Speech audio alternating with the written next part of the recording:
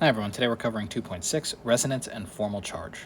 So we've talked about resonance a little bit in the context of acid-base strength. And so resonance is essentially when one Lewis structure cannot accurately depict multiple structures that are also used to describe that molecule. So for example, let's say I have this molecule right here. This double bond can either be between this O and this O, or this O and that O. And so this is a perfectly valid resonance structure that represents exactly the same thing.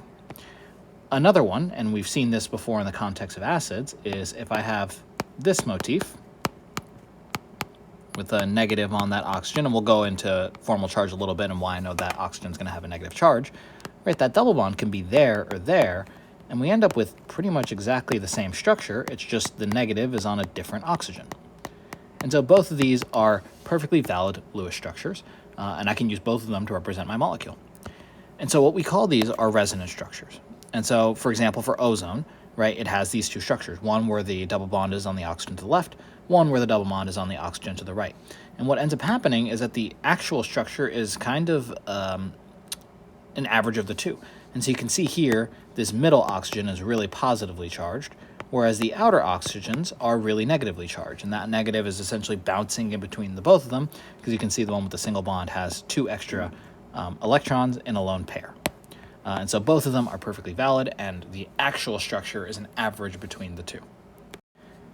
As I said earlier, all resonance structures are present simultaneously. They don't flip between structures. It's just we write them one way or the other so we can understand it. But in reality, it's an average. And so here we have NO2. Right, you can have the NO2 where the lone pair is on the oxygen on the right. You can have the NO2 where the lone pair is on the oxygen on the left. I can draw each of these, and so I can have this version where I will have a double bond between the oxygen on the right, and I can have the other structure where the double bond is on the oxygen on the left. These electrons can essentially move around. As I said with the ozone, it's the exact same case. And what will happen is you get an average of these two structures, and we'll often write it like this to say that in reality, those electrons can be present on both oxygens. And so on average, we have sort of like a double bond on each oxygen. Now, another addition to Lewis structures are known as formal charge. So formal charge is to represent the charge an atom would have if all the electrons in a covalent bond were shared equally. Formal charges generally should add up to the overall charge of the atom or ion, and so if it's neutral, then everything should add up to no charge. Or if it's positive, then you should have a positive formal charge somewhere in the molecule. The best Lewis structure is determined by the formal charge on each atom. Atoms have formal charges closest to zero. You ideally do not want a formal charge on there. And it puts a negative on the formal charge of the most electronegative atom. And so let's investigate this with NO2 minus, also known as the nitrite anion.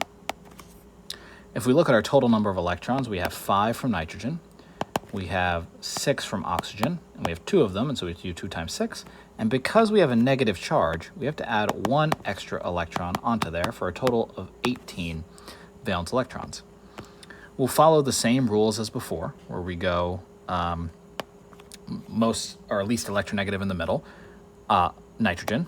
We'll connect it to our 2 oxygens. That will give us 2 bonds, and so we subtract 4 electrons from here. We should have 14 electrons left over. Then we start adding lone pairs. We start with the most electronegative, which is oxygen. That was a total of 12 electrons. So we should have 2 left over. If I put that on nitrogen, we notice that nitrogen only actually has 1, 2, 3, 4, 5, 6 electrons on it.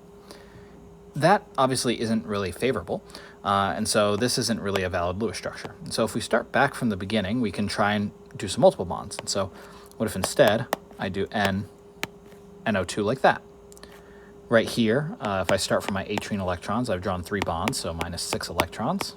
Should have 12 left. I put 4 on that oxygen on the outside. I have 8 left, and I can put 6 on that to satisfy that octet rule, and I have 2 electrons remaining. And at that point, I can put them onto my N.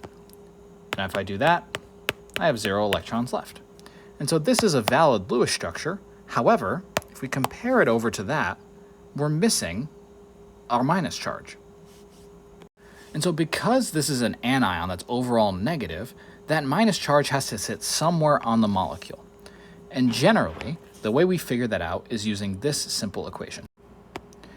Formal charge, which I'm going to call Fc, is equal to the valence electrons minus non-bond, or not non-bonding, but minus the lone pair electrons minus half of the bonding electrons. And we can do that for each one of our atoms here. We'll start for N.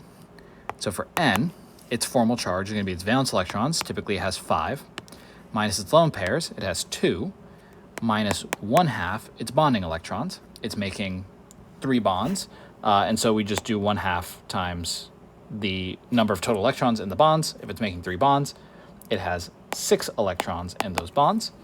5 minus 2 is 3. 3 minus 3 is 0. And so nitrogen should not have a charge on it. Let's do the right oxygen. And we'll see that it has 6 valence electrons. It has 4 lone pair electrons. And it's making 2 bonds. Each bond having 2 electrons will be minus 1/2 times 4. Here, if we do the math again, we should find that we get 0. 6 minus 4 is 2. 2 minus half of 4 is 0. You see, though, if we do this for the left electron, or for the left oxygen, we get 6 valence electrons, minus it has 6 lone pairs, and it's only making 1 bond, which has 2 electrons in it. And if we do this, we'll find that we get -1. So when we do this math, we find that the negative charge of our NO2 minus must go on that oxygen. And so what I'll do for my final Lewis structure is I'll put a negative on that oxygen right there. Now, of course, we just talked about resonance. I have a valid resonance structure here where that double bond moves over. And now this is my Lewis structure.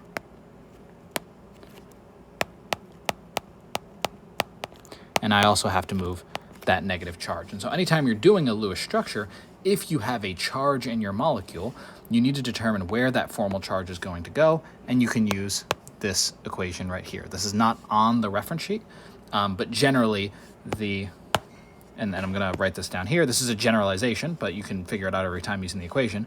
But generally, the most electronegative has the formal negative charge. The opposite goes for positive charges, but generally doing this sort of treatment will always get you that answer. That's all for now. Thanks, guys.